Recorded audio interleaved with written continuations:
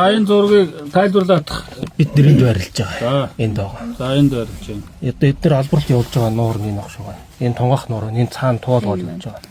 Энд нэг усан буу, энд нэг их Сүбатар байна. Албарлаад байгаа юм биш тийм үү? За үйл ажиллагаа явуулж байгаа юм байна. Бат наримтлаа энэ одоо ингээд дорооноор та бүхний үйл ажиллагаа газар дээр нь шууд харчлаа. Яагаад ингэ худлаа ярьж байна? Үйл ажиллагаа явуулаагүй байгаа гэдэг. Үйл ажиллагаа явуулаагүй компани юм бэ? Энийг тайлбарлах.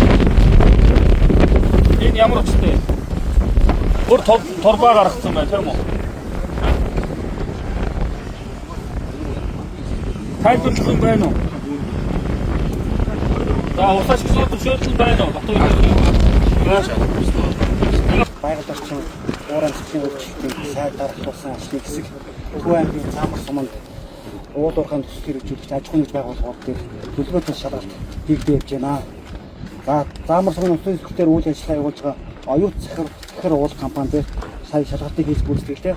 За шалгалтаар тухайн аж ахуйн байгууллага маань байгаль орчны нөлөөллийн наривсан үнэлгээний тайлан байхгүй. Тухайн жилийн байгаль орчны нөлөөлийн төлөвлөгөө байхгүй. Ус ашиглуулах дүгнэлт гэрээ зөвшөөрлөгөө. За ус ашигласны төлбөр төлөөгүй. За энгийн болон аюултай хаягдлыг эрх бүхий байгууллагатай гэрээ байгуулсан төлөвлөгөө нийтлэг 5 ноцтой төсөл илэрсэн. Уулуурхайн төсөл хэрэгжүүлж байгаа бол Монгол улсын хууль дүрм журманд захирагдаж ажиллах ёстой. Төслөө ойлгож байгаа юу?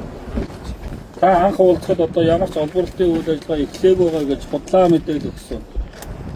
За ингээд газар дээр нь очиж одоо Тунгаагуураасаа шууд туул гол руу одоо усаа асгаж зайлуулж байна. Энэ ус ямар бохирдолтой ус байгааг нийлүүлж байгааг одоо мэдж гэнэ үү юу?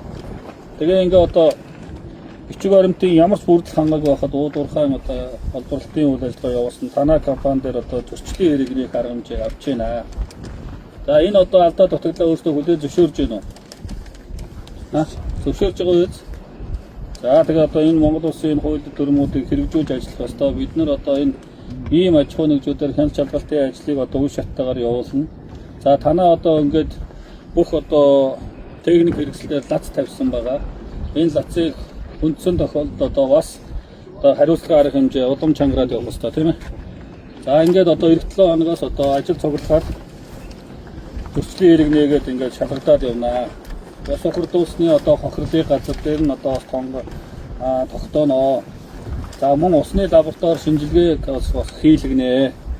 Гэтэл олон арга хэмжээнүүд хийгдэнэ. Тийм учраас одоо та бүхэн маань эрх бүхий компанийнхаа удирдлагад энэ асуудлаар мэдээлэл өгч ингээд одоо энэ үйл ажиллагаагаа зогсоож бид нар цаашлаад нөхцөл байдал ямар байгаагаас хамаарат хэрвээ шаардлагатай бол бид нар танай компани тусгай зөвшөөрлийг хүртэл цуцлах арга хэмжээг авах эрх нь байна.